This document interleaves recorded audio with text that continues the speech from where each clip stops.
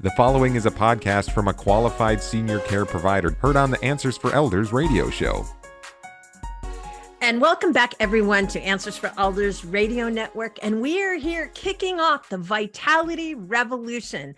And we're so excited to have published author and dear friend of mine, Tracy Cromwell, talking about emotional and physical wellness. And certainly food is a big part of that. A lot of us are emotional eaters. A lot of us don't eat right. A lot of us maybe eat too much junk food. Maybe we're concerned about a loved one that isn't eating right.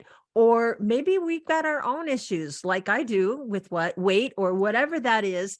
And Tracy, I am so glad you're here because you brought up so many important concepts and things that, you don't realize. But I'm really interested in, I think probably I'm going to talk personally for me.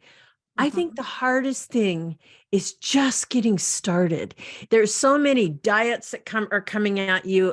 Friends come to you and say, you should do this, you should do that. It's so overwhelming sometimes. I tend to, when people say to me, you should do something, I push back because nobody likes to be should on, right? As we say. Same.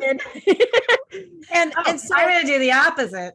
Yeah. So how do you, I guess the thing is, I want to talk about how you get started.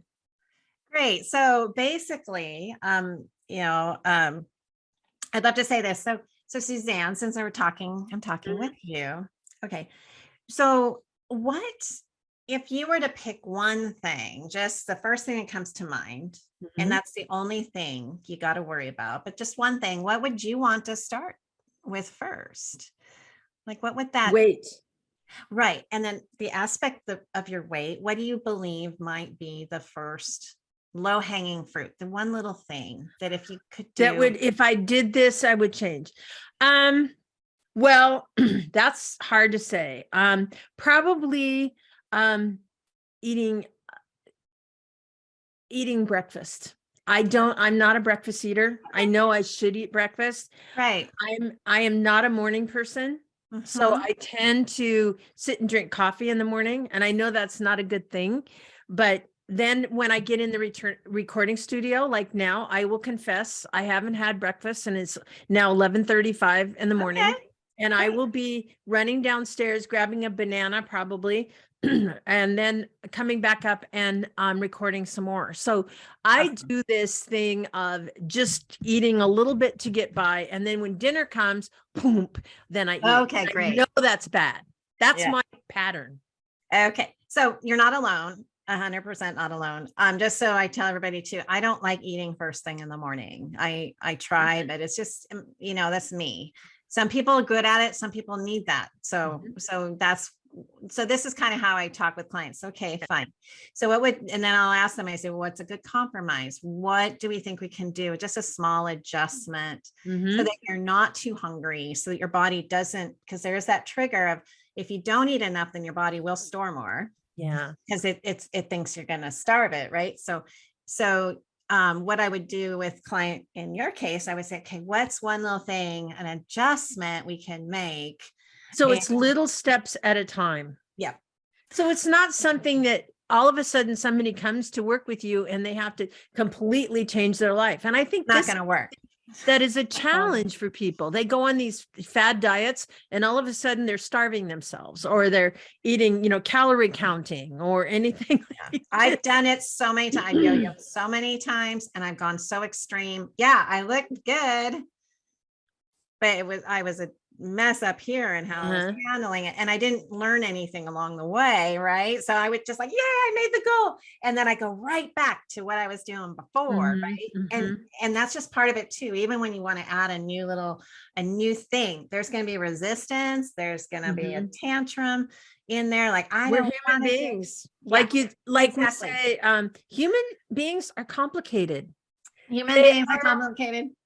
and they have these limiting beliefs like, well, I'll never do it anyway, so I give it up. And so obviously working with someone like you, what is a typical program that you do? Right. So the initial thing that would happen would be just a good discussion. Like, what is your lifestyle like?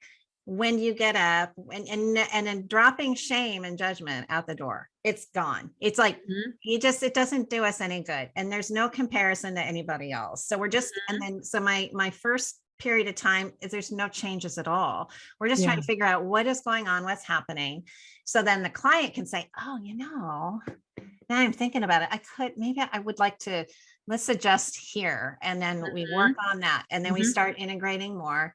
Then the tantrum will happen and there'll be a little bit of backslide and the brain's going to be mad. There's also a thing where you're going to have relationships with food, and there's a bond with a food item. And that was the biggest thing for me too, is I had specific food items that meant specific memories. They had memories attached that made me feel good. And once I realized I didn't have to eat the food to make that memory come again, I realized the memory was about me being together with my family. Yeah. The food just happened to be what was there, but I didn't have to eat that food to create that feeling. And so it's learning that, and then saying, how would I ever live without my caramel popcorn? And just going through and acknowledging the grief at the loss of maybe a food item, or that you're just not going to eat it as much, doesn't mean it's, and like you said, you're not perfect all the time. You still probably have that caramel popcorn every once in a while. I do. I haven't in a while because it does give me a tummy ache, which now I have a good association, like pain. But I also don't eat a whole bowl of it like I used to. Honestly, I'd make a big bowl and I wouldn't share with anyone. No one gets my popcorn. Well, now we know your favorite food. No, and the thing is, I think to each and every one of you, I think, choosing to live a better quality of life is really what the Vitality Revolution is going to be presenting. And Tracy, I would love to have you back during this 4-month period to talk a little bit more about the different foundational principles of wellness. And Tracy, again, people can find your book in bookstores as well as on Amazon. If they want to go to an independent bookstore website, or go into one, they can order it for you. If you would rather support independent bookstore, that's great. You can find it on Amazon, Barnes and Noble, all those websites. You should be able to find it and order it. Fabulous. And I bet they can get it through your website as well. It sends them to the link. So just buy through the book resources. All right. TracyCromwell.com. And everyone, Tracy and I'm so glad you have been with us, and we'll be right back right after this.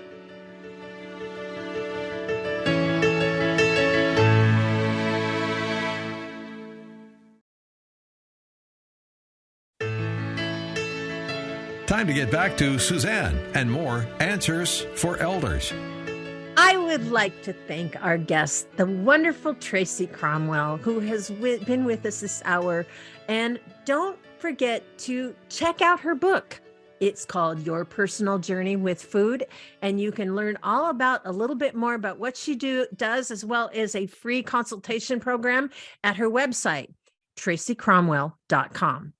And also, I encourage each and every one of you to go to Answers for Elders, because we have a phenomenal program that is kicking off this month on the 8 foundational principles of wellness called the Vitality Revolution. So just go to AnswersForElders.com to get more information. And until next week, be good to each other. We at Answers for Elders thank you for listening. Did you know that you can discover hundreds of podcasts in our library on senior care? So visit our website and discover our decision guides that will help you also navigate decision making. Find us at AnswersForElders.com.